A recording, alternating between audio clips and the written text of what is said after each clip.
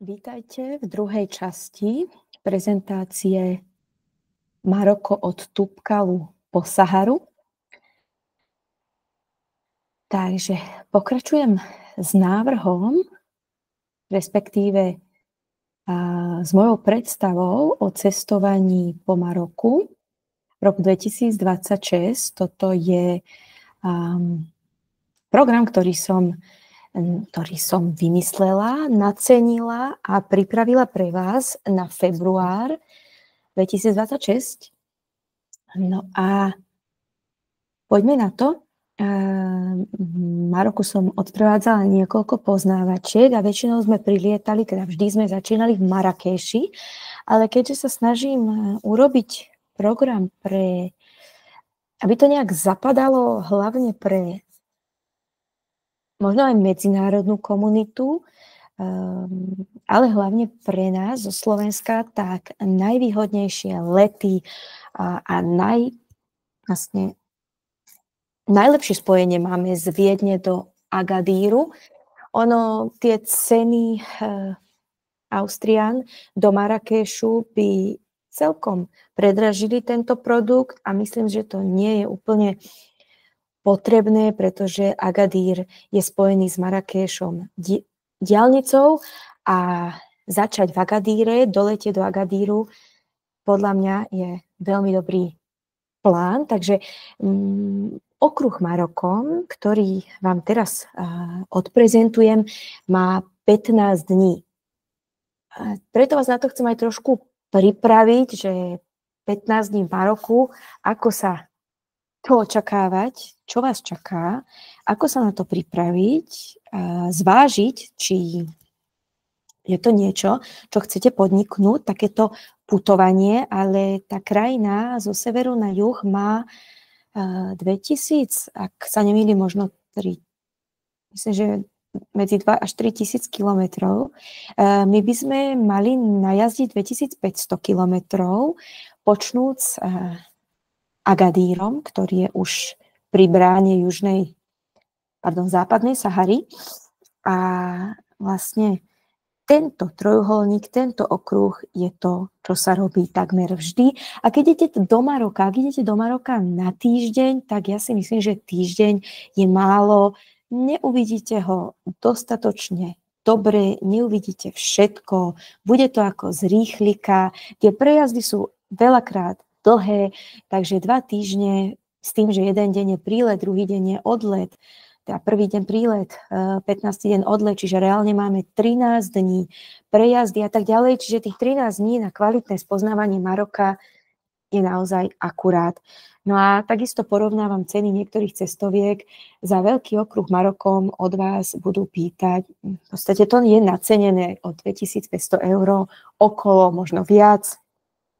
No a za jeden týždeň poznávačka v Maroku cestovných kancelárií tiež stojí 1500 € a môj dvojtýždenný okruh vychádza menej, s tým, že všetky tie náklady vám publikujem transparentne na mojej stránke, ktorú s vami rada nazdielam, alebo na ktorú ste sa už dostali a cez ňu ste prišli práve na toto video. Takže máte predstavu, čo to bude obnášať, tá cesta po Maroku,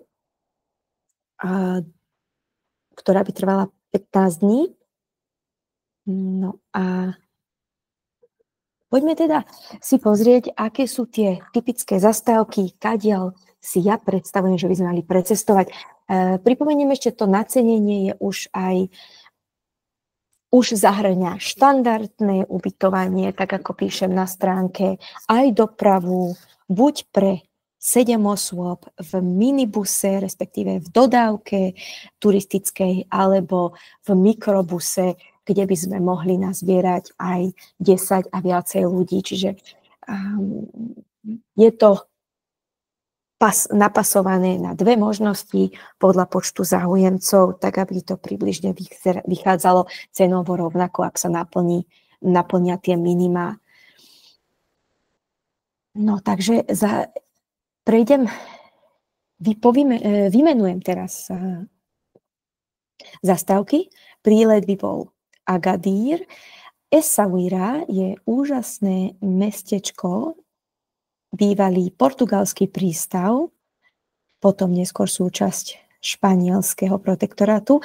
A Essaouira je na Atlantiku a má taký naozaj vibe, taký mladý duch. Essaouiru treba navštíviť, je to veľmi dobrá zastávka a ten Atlantik je treba nadýchať sa tej atmosféry Atlantiku práve v Essaouire. Takže to by bola naša prvá zastávka s tým, že nocľah je v Marrakeši. Prvý deň je teda prijazd Agadir, Essaouira, Marrakeš, návšteva Essaouiry a spíme v Marrakeši. Na začiatok vlastne ono sa dá začať ten okruh, že sa ide najskôr do Casablanky na sever, ale ja rada začínam okruh smerom na juh, smer Sahara, púšť Merzouga, pretože keď sa skupina dostane do tej púšte, tak úplne inak sa tam vytvoria také putá, úplne inak sa všetci uvoľnia. Tie mestá nie sú ešte úplne také, že by to tú skupinku tak stmelilo a interný humor vyskočí práve na tej púšti a v tej Sahare. Takže pre mňa je ideálne začínať tým dlhým prejazdom. To sú 2 dni prejazdové z Marrakešu do Merzougy, s tým, že v strede týchto 2 dní prvý deň budeme spať nedaleko Ouarzazate, ideálne v Kasbe. Kasby, to je tá, možno ste počuli, čítali Cesta tisícich kazieb, alebo to sú také opevnené dediny, ktoré boli postavené na tejto obchodnej ceste zo Sahary do Marrakešu. Takže opevnené dediny, ktoré patrili bohatým rodinám, ktoré spravovali tento región, vyberali poplatky od karaván a teda Kasba, to je ako ubytovanie naozaj pre karavánu a my sa takto v jednu noc práve na ceste do púšte ubytujeme, ale teda v ten prvý prijazdový deň ešte uvidíme priesmik Tizen-Tiška, horský priesmik, fascinujúce miesto so sedlom, ktoré jeho najvyšší bod je, myslím, a teraz dúfam, že sa nemýlim, 2100 niečo metrov, okolo 2100, takže krásna panoramatická jazda cez Atlas, zastávka v tej UNESCO veľmi fotografovanej dedinke a návšteva tejto dedinky Ait Ben Haddu v ten istý deň, potom presun do Ouarzazate a nocovanie v Kasbe. No a na ďalší deň, to je ďalší prijazdový deň do Merzougy a vtedy máme možnosť zastaviť v údolí Ruži, to je taká dedinka, v ktorej ako jedinej sa v Severnej Afrike udomácnila damascénska rúža, takže tamto pestujú a predávajú aj výrobky z damascénskej rúže v obchodíkoch v dedinke Kalam Medkúna a ešte veľmi populárne to hrdlo Todra, ktoré je vlastne povinnou zastávkou na ceste, na tej južnej ceste na Saharu. Takže tam by sme sa zastavili, tam máme aj kontakt jednej berberskej rodiny, ktorá varí pre turistov a to by bola ideálna zastávka na obed. O stravovaní v Maroku, to vám ešte porozprávam, na čo sa treba pripraviť. No a po týchto 2 dňoch prejazdových, ktoré sú plné aj scenérií, tak by sme zastavili v Merzouge, to je taká tá brána do púšte Erk Čeby. Prvá noc je teda v hoteli, v penzióne pri Dunách a ten ďalší deň vlastne ideme do Dún, potom môžeme zakúsiť jazdu po Dunách na autách 4x4. Milujem úplne oázu Kamlia, tam autenticky, hoci pre turistov, ale veľmi autenticky predvádzajú tradičnú hudbu Gnawa. Takže tam by sme sa zastavili na kávičku, obed by sme dali v meste alebo po dohode u nejakých domácich, aby sme rezervovali. No a teda následne ten večer by sme sa presúvali, a to teda pre tých, ktorí chcú ísť na dromedároch, nie je to povinné, ale môžete sa do toho do toho púštneho kempu sa dostaneme buď 4x4 autami, to ja vždy preferujem, ale teda máte možnosť ísť tam aj na tých dromedároch, takže cez Duny do púšťa nič nie je romantickejšie a transcendentálnejšie ako cesta na dromedároch v tej karaváne. Takže tá ďalšia noc by bola v Dunách, v kempe, pod hviezdami. No a na ten ďalší deň sa presunieme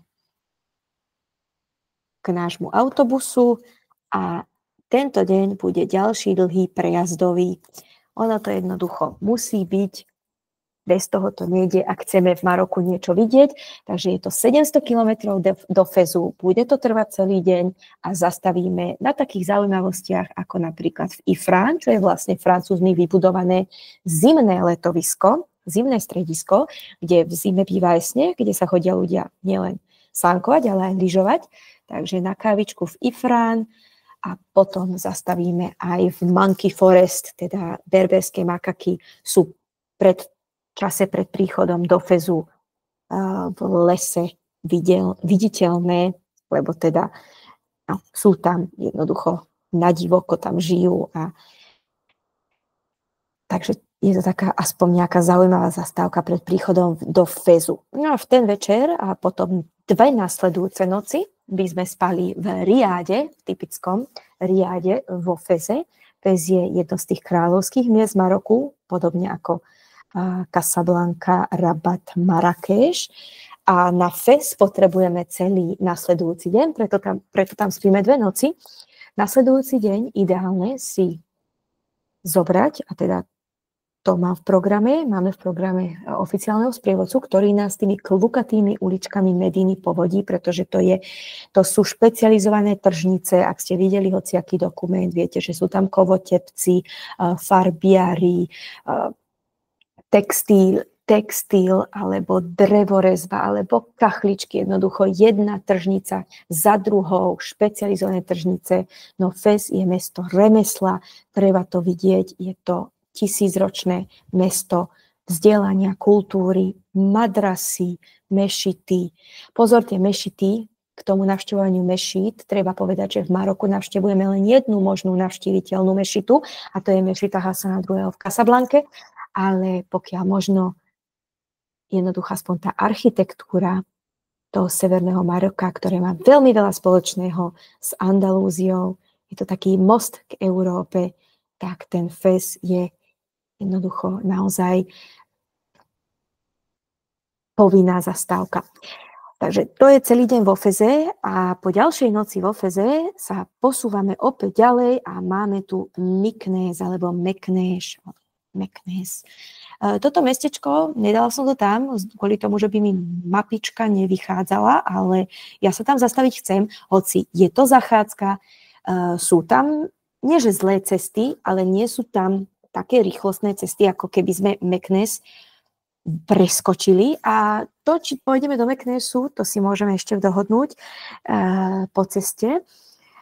A priebežne, pretože Meknés je zase mesto kultúry a vzdelania, úžasné UNESCO pamiatky sú tam, lenže tieto UNESCO pamiatky sú už niekoľko rokov v rekonštrukcii. A teda vidieť Meknés bez všetkých UNESCO pamiatok je niečo, čo som za každým urobila, ale je to škoda. Je to škoda a ja veľmi dúfam, že do času, kedy tam budeme my a keď teda budeme vo februári 2026 cestovať, tak UNESCO pamiatky ako tie kráľovské stajne alebo madrasa, ktorá je tam od Merinidov, ak toto otvorí, tak to bude veľké šťastie konečne, pretože inak jedine, čo sa tam dá navštíviť, ak UNESCO pamiatky ešte nebudú po rekonštrukcii otvorené, tak je tam mauzoleum Mulaja Ismaila, asi najvzácnejšieho panovníka a najdôležitejšieho panovníka moderných dejín v Maroku zo 17. storočia, zakladateľa moderného Maroka. Takže to sa navštíviť dá, ak zrovna nie je piatok pred 15. hodinou.